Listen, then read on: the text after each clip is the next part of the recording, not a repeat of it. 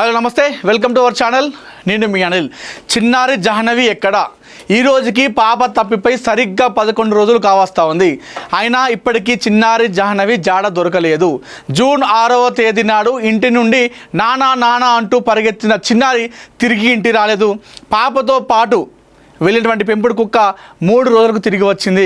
ఆ కుక్క కూడా అనుమానాస్పద స్థితిలో మరణించడం జరిగింది. ఈ కారణాల వెనకాలంతా కూడా ఏదో జరుగుతూ ఉందని చెప్పేసి చెప్తా ఉన్నారు. సో ఎట్టకేలకు ఈ విషయం పైన నిన్న పోలీసులు కూడా స్పందించడం జరిగింది. పాప విషయంలో మేము చాలా కష్టపడుతున్నాము, చాలా తిరుగుతున్నాము, గాలింపు చర్యలు ముమ్మరం చేస్తున్నాము అనే విషయాలను కూడా చెప్పడం జరిగింది. సో వీలైతే ఎంత పాసిబుల్ అయితే మేము పాప ఆనవాళ్ళను కనిపెట్టేటువంటి ప్రయత్నం చేస్తాము, మాకు సహకరించాలి అందరని చెప్పేసి ఎస్పీ కూడా అక్కడ చెప్పడం జరిగింది. సో దీనిపైన అనుమానాలు వ్యక్తం చేస్తూ ఉన్నారు. ఎందుకంటే పాప మిస్సింగ్ మిస్టరీ అనేది ఒక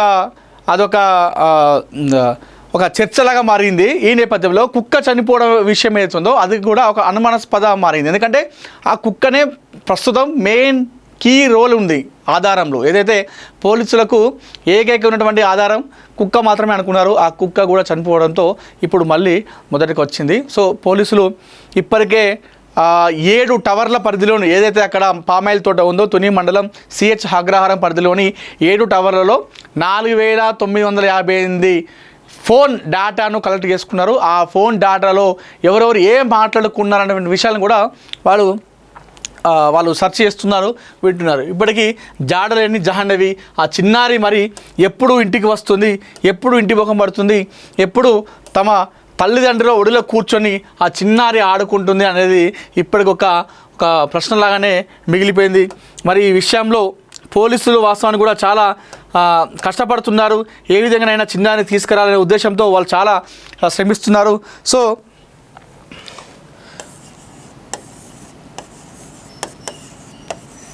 జాహ్నవి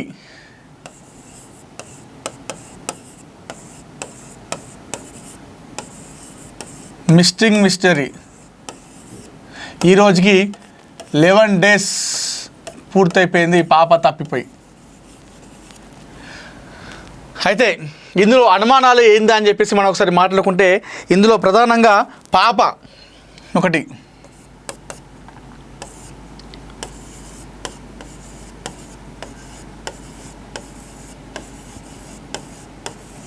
పాప తప్పిపోయింది. చాలామంది అనుకునేది ఇప్పుడు పాప తప్పిపోయింది అంటే పాప నడుచుకుంటూ వెళ్ళి ఏదో రహదారికి వెళ్ళి అటు తప్పిపోయింది అని చెప్పేసి మరొక అనుకుంటా ఉన్నారు. ఇదొక వాదన ఉంటే ఇంకొకటి చూసుకుంటే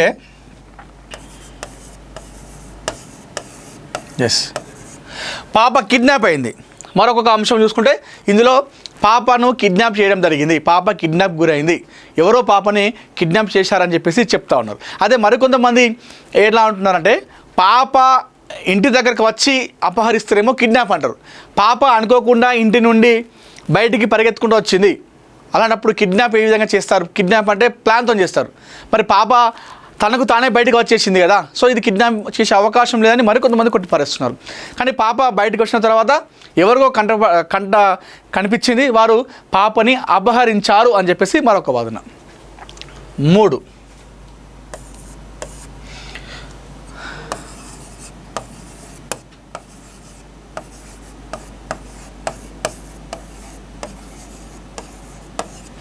అటవీ మృగాల దాడి అని చెప్పేసి మరొక వైపు. సో పాపను ఏదో ఒక క్రూర మృగం దాడి చేసిందని చెప్పేసి మరొక వాదన వినిపిస్తూ ఉంది.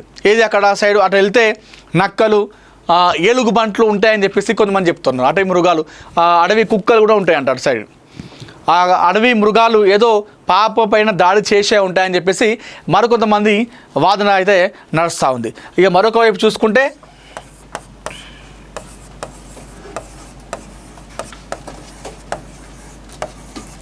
పాపని కొండ చిలువ మింగేస్తుందని చెప్పేసి మరికొంతమంది వాదన. సో పాప పరిగెత్తుకుంటూ వెళ్ళింది కాబట్టి అది అడవి ప్రాంతం కాబట్టి ఆ అడవిలో కొండ చిలువలు బాగా తిరుగుతాయి. ఆ పాప పరిగెత్తుకుంటూ వెళ్ళి ఆ కొండ చిలువలకు తారసపడింది. కొండ చిలువ వెంటనే పాపను పట్టేసి మింగేసిందని చెప్పేసి మరొక సైడ్ నుండి వాదన వినిపిస్తూ ఉంది. మరొక సైడ్ చూసుకుంటే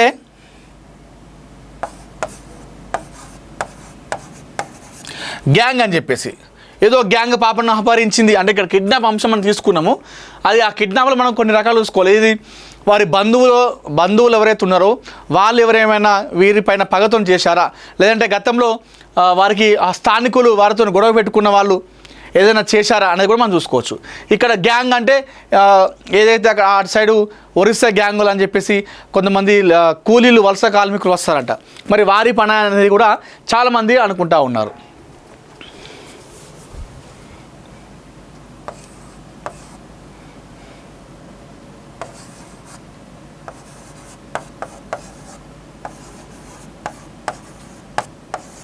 మరికొంతమంది పాపను అమ్మేసిరు అని చెప్పేసి మరికొంతమంది చెప్తా ఉన్నారు. పాపను ఎవరో అపహరించారు, వారికి దొరికేసింది, వారు ఆ పాపని అమ్మేసిరు అని చెప్పేసి మరికొంతమంది వాదన. ఇవన్నీ కూడా చర్చలు జరుగుతూ ఉన్నాయి ప్రస్తుతం. అది ఇందులో మరి పాప తప్పిపోయిందా, కిడ్నాప్ గురైందా, అటవీ మృగాలు దాడి చేసినా, కొండచిలో మింగేసిందా, ఏదైనా గ్యాంగ్ పనా, లేకపోతే వాళ్ళ అమ్మేసిరా, ఇవన్నీ కూడా వాదనలే. ఇందులో ఏదైనా కూడా జరగచ్చు, అది జరగగా ఉండొచ్చుగాక. మనం ఇప్పుడే క్లారిటీ ఇవ్వలేము. ఎందుకంటే ఇప్పటికే ఇష్యూలో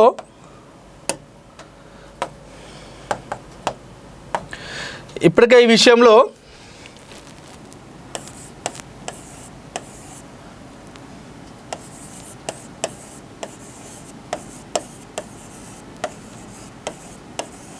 నాలుగు 400 మంది సిబ్బంది పనిచేస్తూ ఉన్నారు ఇప్పుడు పాప జాహ్నవి వెతుకులాట కోసం.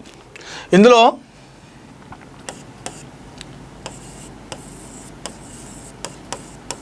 పోలీసు టీం ఒకటి,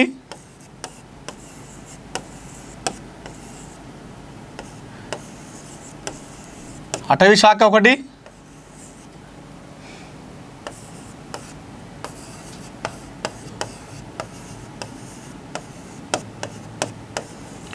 అగ్నిమాపక శాఖ ఒకటి,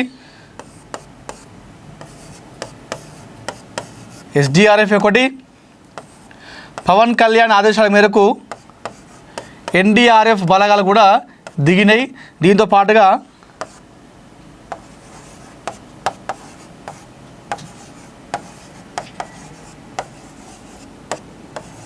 హనుమాన్ టీం ఇప్పుడు 400 మంది సిబ్బంది పాప కోసం అక్కడ జల్లెడ పడుతున్నారు. ఇందులో పోలీస్ శాఖ ఉంది, దాంతోపాటుగా అటవీ శాఖ పనిచేస్తూ ఉంది పాప వెతుకులాటలో, దాంతోపాటుగా అగ్నిమాపక శాఖ కూడా పనిచేస్తూ ఉంది పాప వెతుకులాటలో, ఇటు SDRF టీం కూడా పనిచేస్తూ ఉంది. పవన్ కళ్యాణ్ డిప్యూటీ సీఎం ఆదేశాల మేరకు అక్కడ NDRF బృందాలు కూడా దీని పాపను జల్లెడ పట్టే విషయంలో, పాప వెతుకులాట విషయంలో. దీంతో పాటుగా హనుమాన్ టీం కూడా ఇక్కడ పాప కోసం వెతుకులాట మొదలుపెట్టింది. వీటన్నిటితో పాటుగా స్వచ్ఛందంగా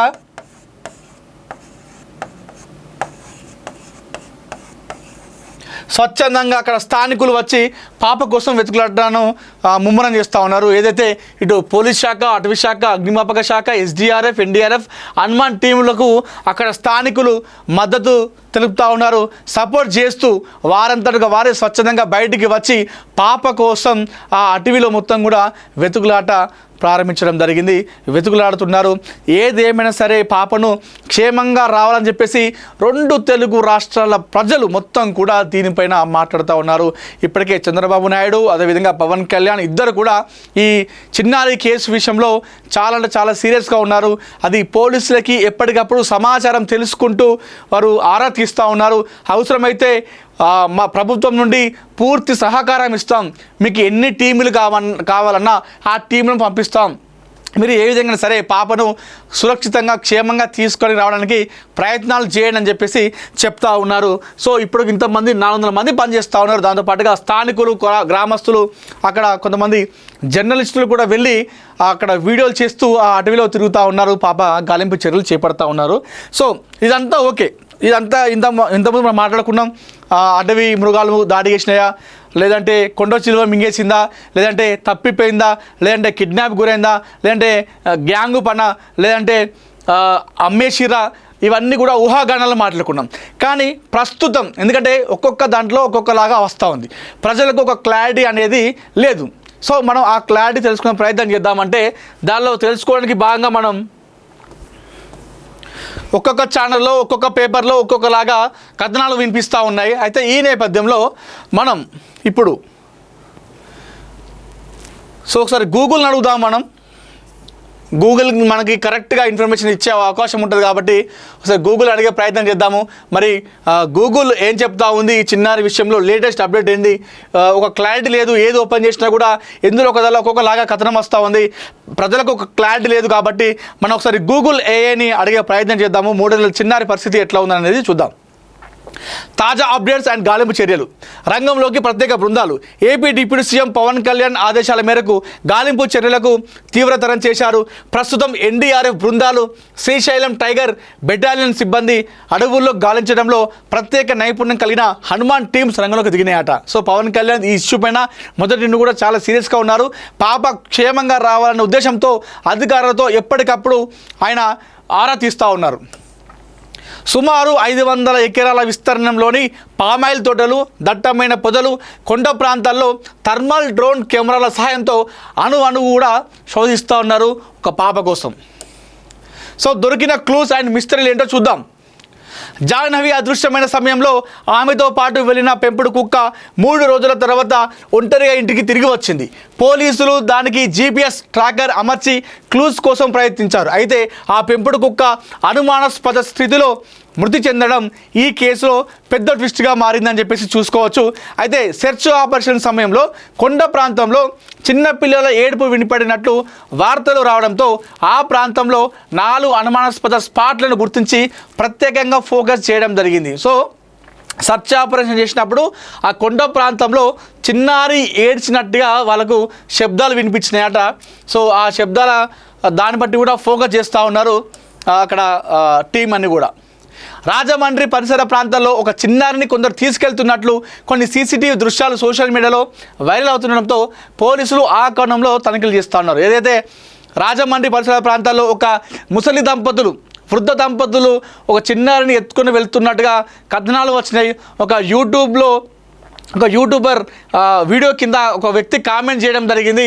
ఆ కామెంట్లో రాజమండ్రిలో 2 వృద్ధ దంపతులు ఆ చిన్నారిని తీసుకొని వెళ్తున్నారు, నేను చూశానని చెప్పేసి చెప్పడం జరిగింది. అయితే ఆ కోణంలో కూడా పోలీసులు ఆరా తీస్తున్నారు. ఆ సీసీటీవీ ఫుటేజ్ని కూడా వాళ్ళు తీసుకొని దర్యాప్తు చేస్తూ ఉన్నారు. ఇంతకీ అక్కడ పోలీసులు ఏమంటున్నారు? ఏదైతే పాప తప్పిపోయి 10 రోజుల నిన్న నేపథ్యంలో నిన్నటి రోజున అక్కడ అటవీ శాఖ కావచ్చు, అదేవిధంగా పోలీసు నుండి ఎస్పీ గారు కూడా మాట్లాడారు. ఇంతకీ ఎస్పీ ఏమన్నారంటే, తుని పోలీసులు కేసును అత్యంత ప్రతిష్టాత్మకంగా తీసుకొని దాదాపు 200 మందికి పైగా సిబ్బందితో నిరంతరం శ్రమిస్తున్నారు. గ్రామంలోని కొంతమంది అనుమానితులను ఇప్పటికే అదుపులోకి తీసుకొని విచారిస్తున్నట్టు తెలుస్తూ ఉంది. సో కొంతమందిని విచారిస్తున్నారట, కొంతమంది అనుమానంగా ఉన్న వాళ్ళని దర్యాప్తు చేస్తూ ఉన్నారంట. పాప తప్పిపోయిన మరుసటి రోజు అక్కడ భారీ వర్షం పడడంతో కొండ ప్రాంతాల్లో మట్టి పిల్లలు ఏమైనా విరిగిపడ్డాయా అనే కోణంలో మెటల్ డిటెక్టర్లతో కూడా వెతుకుతున్నారట. అయితే ఈ కేసు విషయంలో అనుమానాలు ఏమున్నాయో చూద్దాం. పాత కక్షలతో కిడ్నాప్, కుటుంబ సభ్యులకు లేదా బంధువులకు ఉన్న పాత కక్షల కారణంగానే ఎవరైనా ప్లాన్ ప్రకారం చిన్నారిని కిడ్నాప్